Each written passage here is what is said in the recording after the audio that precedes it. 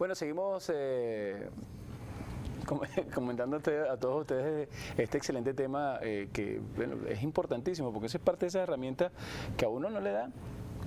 Y para eso están estas tribunas que son importantísimas, porque estoy más que seguro que habrá madres o algunos representantes que pueden estar en una situación parecida a este, ya hay aquí una guía, ¿no? Hay una guía que es importante que sobre todo, retomando eso que tú decías antes de ir a la pausa, el tema familiar, hasta dónde influye para bien o para mal el apoyo familiar o el chalequeo de la época de nosotros o el bullying de ahora, que bueno, que puede, muchachos, significar y hasta en el mismo entorno social de los chamos, ¿no? Porque de repente entre bebecitos no se nota, pero a lo mejor ya más grandes si tartamudea. Yo, por ejemplo, el caso que estoy diciendo lo digo desde el punto de vista universitario. Yo tenía un alumno en locución que él estaba súper traumatizado porque él tartamudeaba.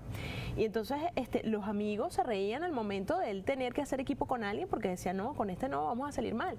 Y hasta qué punto, bueno, eso hace que más bien te bloquees más de lo que ya puedes superar. Pero tienes que decir que él terminó haciendo radio.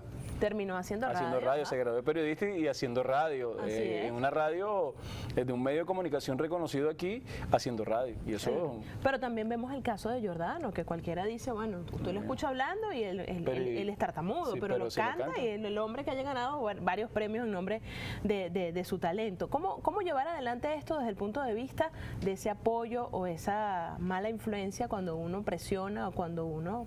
Lo primero es buscar información, porque si lo tomamos como algo normal, así vamos a actuar de manera coloquial ante nuestros hijos y no utilizando las herramientas adecuadas. Primero hay que buscar información, para eso estamos las terapeutas del lenguaje. Muchas personas ahora, yo pienso que ahora se le da como que la importancia de lo que es la atención primaria o preventiva, y la comunicación con respecto a las disfluencias es así, tiene que ser de manera preventiva, y familia al tener un niño tiene que buscar información.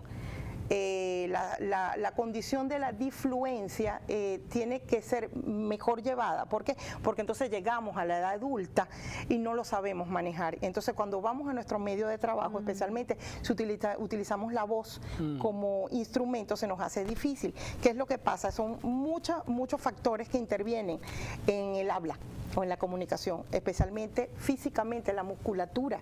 Y la musculatura, si se contrae, no es una musculatura adecuada. Si yo estoy contraído, si yo estoy nervioso, no voy a poder emitir, porque hasta las cuerdas vocales son musculatura.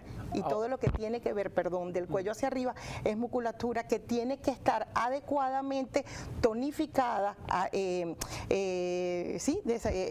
cómoda para poder emitir sonidos. Sí, ahora, puede pasar algo con casos de, por lo menos niños, que un ejemplo, viven o nacen en un país, puede ser en el caso de que ahorita yo recuerdo España, y lleguen a Venezuela y todavía a pesar de todo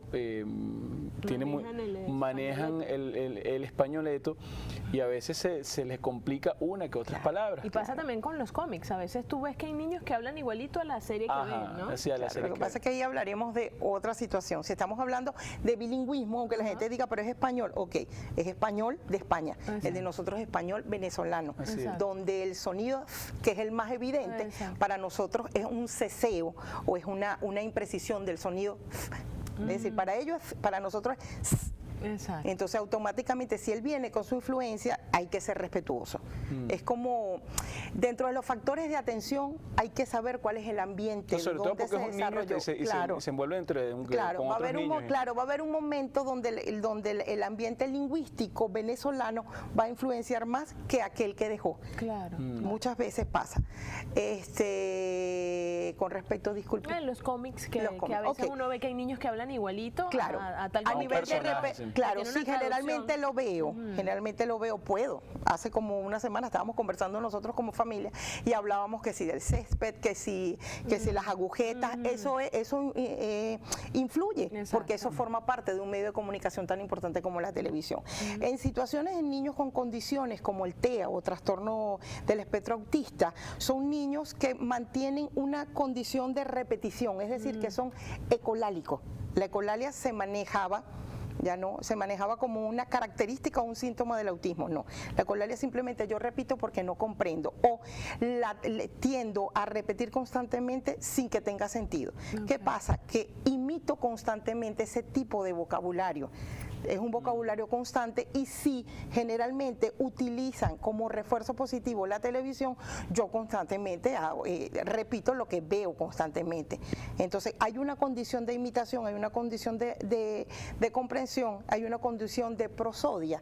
La prosodia es la coherencia que yo le doy a mis movimientos de manos, de cuerpo, de mi voz, porque si yo les estoy dando en este momento, yo empiezo a llorar y la entrevista no tiene nada que ver con tristeza, usted dirá, a esta señora le pasa algo. Sí, sí. Eso es prosodia. Exacto. Ok, entonces estos niños que hablan con entonación musical o repiten constantemente, aquí hay una condición que hay que evaluar, a ver si hay una condición Ahora, base. hemos hablado digamos, de los niños, de ese semillero, de lo que uno debe prevenir. ¿Los adultos vamos a terapias de lenguaje? Sí. Y otra de las cosas que le iba a preguntar, ¿a qué edad es la ideal cuando uno tiene chicos en casa que dicen, bueno, mientras más pequeños, más rápido van a aprender el otro idioma y pueden aprender francés, inglés, alemán, todo lo que tú les enseñes? ¿Hasta qué punto todo al mismo tiempo es básico o válido? ¿Y qué tanto nosotros podemos aprender después de viejos, así como los loros? Okay. Son tres preguntas. Son tres Antes que Pablo me las quite todas. A ver si el mito ese que el loro viejo no aprendió a hablar. No, todo lo contrario, todo lo contrario. Ahí va la cuarta pregunta. La primera pregunta era que si el adulto puede ir, sí. Ajá. Especialmente adultos que tienen o difluencias, adultos que tienen alteraciones a nivel de laringe, a nivel de cuerda vocal y manifiestan difonía o dificultad en la voz, lo que vulgarmente o de manera coloquial lo llamamos ronquera. Ahí esa persona es ronca, entonces hay que evaluar a nivel médico y el médico refiere a terapia de lenguaje donde se trabaja, donde se le coloca o se le implanta una adecuada respiración y una adecuada voz según su sexo también, según su género. Según su género.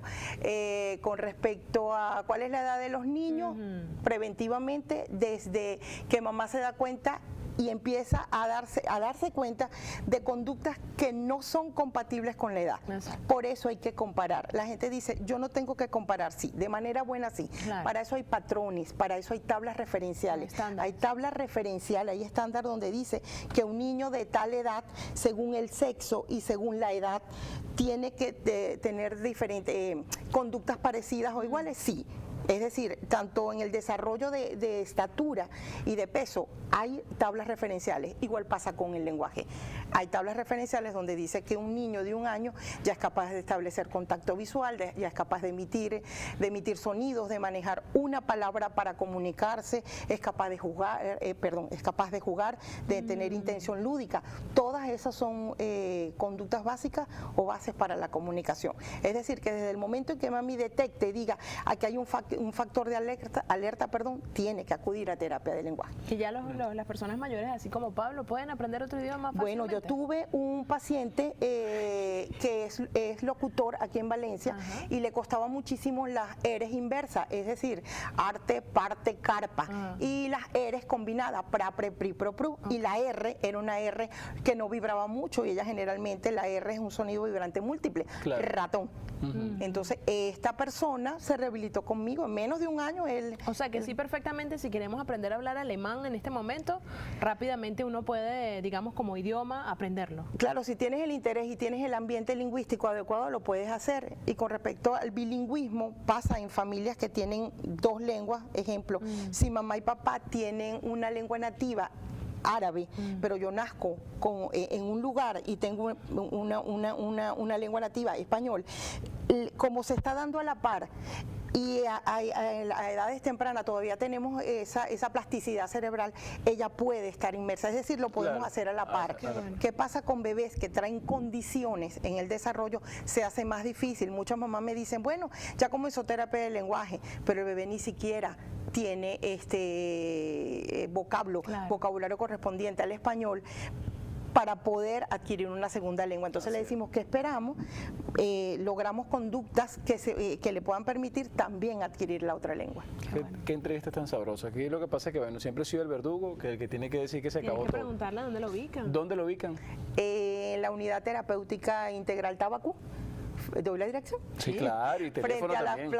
Frente a la plaza Las Tres Marías, detrás de la Cruz Roja, en el edificio Elisa. Estamos en la oficina 2, en el piso 1. Yo soy la directora y propietaria de la institución. Qué bueno. Y por supuesto la terapeuta de lenguaje de la institución. ¿Alguna red social que maneje o algún número donde la puedan ubicar? Instagram, Tabaco Pisoterapia. Ok.